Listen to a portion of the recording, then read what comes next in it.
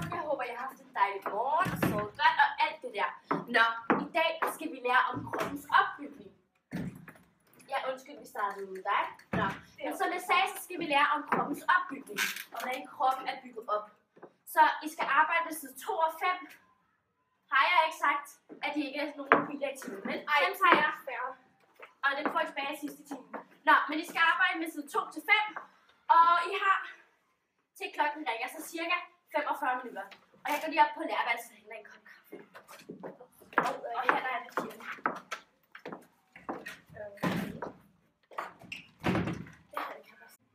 Hvad var det så, du sagde? Altså...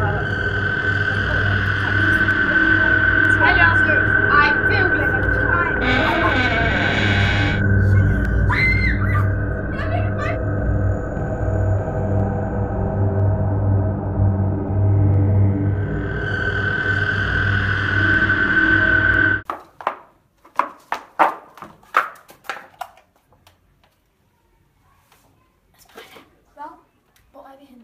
Anna?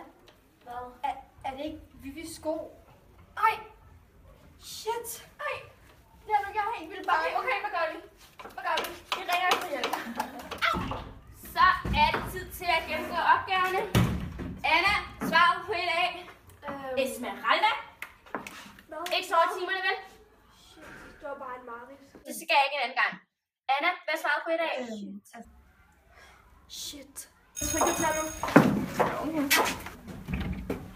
Jeg har haft det værste mareridt.